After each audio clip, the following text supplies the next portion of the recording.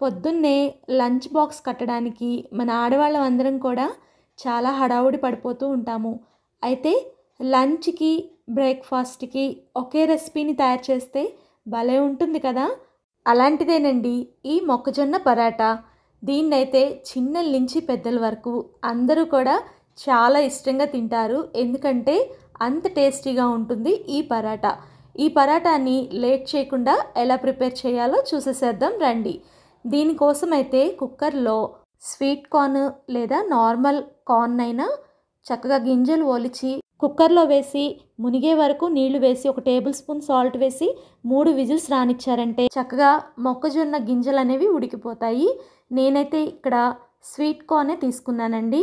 ఈ ఉడికిన గింజల్ని పూర్తిగా చల్లారిన తర్వాత ఒక మిక్సీ జార్లోకి తీసుకోండి. ఇప్పుడు దీనిలో కారం కోసం 2 పచ్చిమిర్చి వేశాను.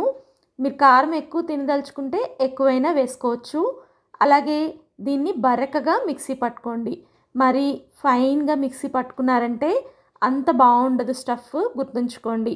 ఇలా కచ్చాబచ్చాగా బరకగా మిక్సీ పట్టుకున్న తర్వాత దీనిలో చిల్లీ ఫ్లేక్స్ ఒక 1/2 టేబుల్ స్పూన్ వరకు వేయండి.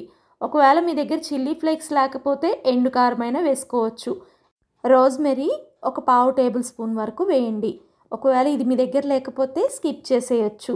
ఇంక తర్వాత 2 స్లైసెస్ చీజ్ని చిన్న చిన్న ముక్కలుగా విరిచి వాటిని కూడా వేయండి. చీజ్ మాత్రం కంపల్సరీ వేయండి, అప్పుడే టేస్టీగా ఉంటుంది. ఈ స్టఫ్ అంతా కూడా బాగా స్పూన్తో మిక్స్ చేసేసి చక్కగా ఇట్లా రెడీ చేసుకొని పక్కన పెట్టేసుకోండి.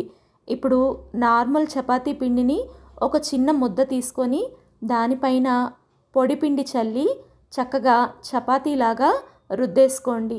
ఇది కొంచెం పల్చగానే ఉండాలి, గుర్తుంచుకోండి.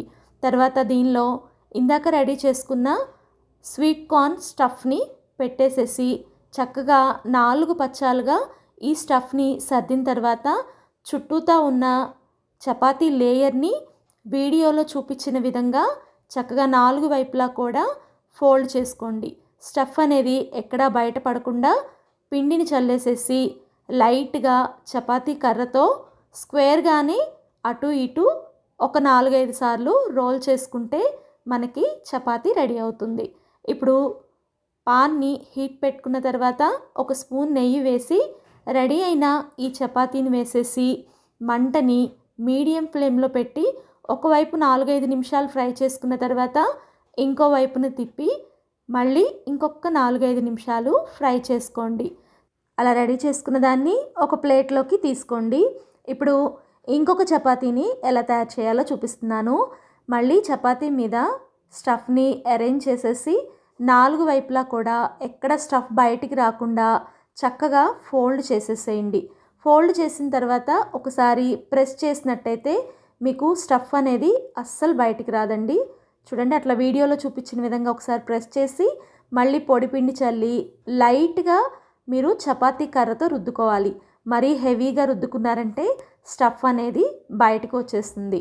నెయ్యి వేసిన పెనంపై ఈ చపాతీని వేసి 2 వైపులా కూడా ఎర్రగా వచ్చే వరకు మంటని మీడియం ఫ్లేమ్లో పెట్టుకొని చక్కగా దీన్ని ఫ్రై చేసుకోవడమే. ఈ మొక్కజొన్న పరాటాని తింటుంటే స్వీట్ కార్న్, పచ్చిమిర్చి ఫ్లేవర్ బాగా తెలుస్తూ అక్కడక్కడ నోటికి చీజ్ కమ్మదనం తగులుతూ చాలా టేస్టీగా ఉంటుంది. మీరు కూడా ఈ పరాటాని ట్రై చేసి మీకు ఎలా వచ్చిందో కామెంట్ చేయండి. చాలా తక్కువ సమయంలో చేసుకునే వంటల్లో ఇది కూడా ఒకటి. ఫస్ట్ టైం మన వీడియోస్ చూస్తుంటే ఇలాంటి వంటల కోసం సబ్స్క్రైబ్ చేసుకోండి. వీడియో నచ్చితే లైక్ చేసి మీ ఫ్రెండ్స్కి, ఫ్యామిలీకి షేర్ చేయండి.